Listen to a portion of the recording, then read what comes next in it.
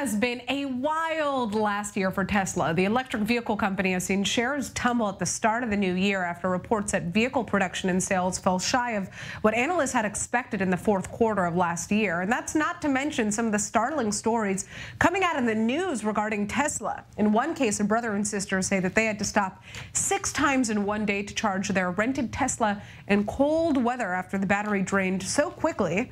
And then there's a story of our next guest, David Colombo, a 19-year-old security researcher who figured out how to remotely hack into over 25 Teslas across the world. Well, we want to know how he did it. So David, thank you for joining us. Tell us how you were able to hack into these Teslas.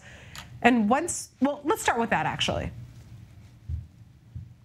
Thanks for having me. It's great to be here and speaking about this again. So it was quite a long story, but I was thinking, why should we be near one car and hack into one car using Wi-Fi or Bluetooth if all of those cars are now super connected? And that is something that not only affects Teslas, that affects cars that are everywhere. Right. Every Tesla is now connected to the internet, but also a lot of other brands are now connecting their cars. So I was thinking, all of those cars also communicate back to the manufacturers. And now we are creating those single centralized attack surfaces and entry points for hackers on the manufacturer side. So what if someone would be able to go through that route? Because then someone would be able to remotely control multiple cars rather than hacking into one car using what the car offers. So I was thinking there might be a way to do that. And at first, I didn't even want to hack it. I only wanted to understand how it works, because I'm the opinion, if you want to hack something, you first have to understand how it works. So that was the only thing that I wanted to do. And I did some research on how the communication works between the car and Tesla. And then I figured out that there's this main backend server called the mothership where every Tesla connects to and speaks with. So I was just poking around trying to see how that works on Tesla's side and what is connected there. And then I found a piece of third-party code that was responsible for displaying charging statistics and things like that. And I found a very critical vulnerability in there, which allowed me to steal kind of digital car keys out of that application, which I then could use to authenticate with the mothership and basically take ownership of the cars. Okay, so let's talk about what that means. Once you had access, what were you actually able to do with these Teslas?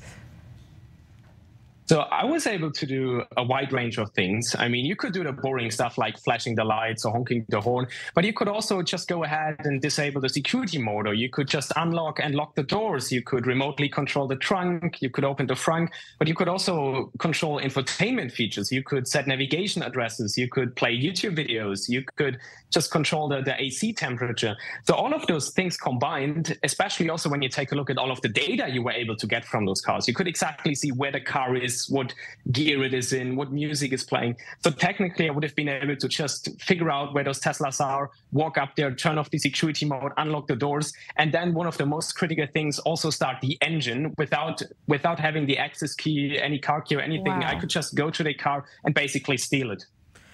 Okay, so that is definitely not something that is calming for the average Tesla owner to hear.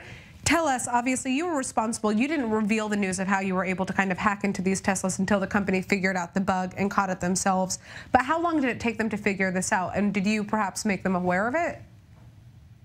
So absolutely. So that is the way every security researcher should do it when discovering vulnerabilities like that. So what I did was I put together an extensive report, all of my findings, the way I found it, all my thoughts, and also the impact that I could have. And I sent it to all the responsible parties, including Teslas. And they reacted very quickly. It was an encrypted email exchange. So they came back to me very professionally and very quickly and then started solving the issues on their side. I'd like to thank you so much for joining us. That is unfortunately it for our show, David.